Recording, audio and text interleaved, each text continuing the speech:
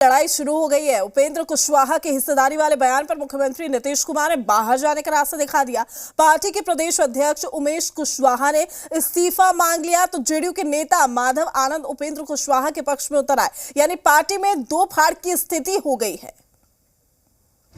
JDU में हक की लड़ाई, भाई वर्सेस भाई। नीतीश की नसीहत, बाहर जाना है तो जाओ भाई। कुशवाहा अड़े, अब कुनबे में भी छिड़ी लड़ाई। उपेंद्र कुशवाहा के इस ट्वीट से बिहार की राजनीति में भूचाल आया है। मुख्यमंत्री नीतीश कुमार पर तंज कसते हुए कुशवाहा ने लिखा था, ऐसे कैसे चले जाएं अपना हिस्सा छोड़कर। जिसके बाद सीएम नीतीश कुमार ने उपेंद्र कुशवाहा को नसीहत दी है। साफ लहजे में कहा कि अगर बाहर जाना है तो आप जा सकते हैं। ये अपने गांव से ही बिजनेस करके 100 करोड़ से भी ज्यादा का बिजनेस करते हैं। क्या आपको भी गांव से ही बिजनेस करना है? तो फ्रीडम ऐप को अभी डाउनलोड कीजिए। पार्टी के अंदर जो बात होता है, लोग आपस में ना बात करते हैं, कहीं ट्वीट करके कोई बात करता है समझते हैं। आज तक कहीं सुने हैं कोई भी पार्टी में जो रहते हैं वो ट्वीट करके कुछ बोलते हैं? आप समझ लीजिए ये सब नहीं होता है। ये सब तो क्या मन है वो जाने। आए वो हम लोग स्वागत किए, रहे बहुत अच्छा, नहीं रहे कहीं और जाए अपनी इच्छा। इन सब चीजों पर हमारा कोई प्रतिक्रिया नहीं, लेकिन हम इतना जरूर कहेंगे कि इन सब विषयों पर चर्चा नहीं होनी चाहिए। जेडीयू में हिस्सेदारी की जंग शुरू हो चुकी है। उपेंद्र कुशवाहा और नीतीश कुमार के बीच अब जेडीयू का कुनबा भी इस जंग में उतर आया है।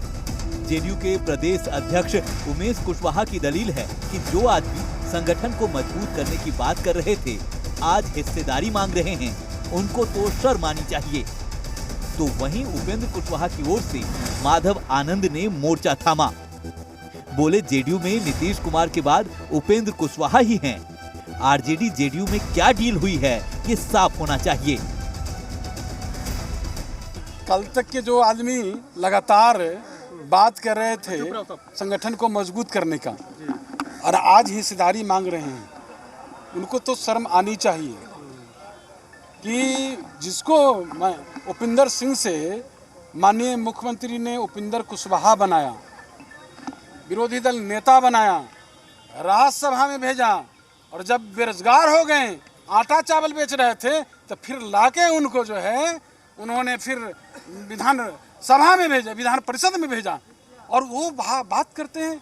हमें तो मैंने ताज्जुब लगता है। जनता दल यूनाइटेड में तो मुझे लगता है कि आदरणीय नीतीश कुमार जी के बाद अगर किसी की अगर कोई क्षमता है तो वो है उपेंद्र कुशवाहा जी की, जो गंभीरता से अपनी बातों को रखते हैं और पार्टी के हित में जैसे रखते हैं। महागठबंधन जब बना तो आखिर जनता दल यूनाइटेड और आरजेडी में किस बात का डील हुआ, जनता में कंफ्यूजन है। जनता दल यूनाइटेड परिवार के जितने भी वर्कर हैं सब में कंफ्यूजन है कि आखिर क्या डील हुई।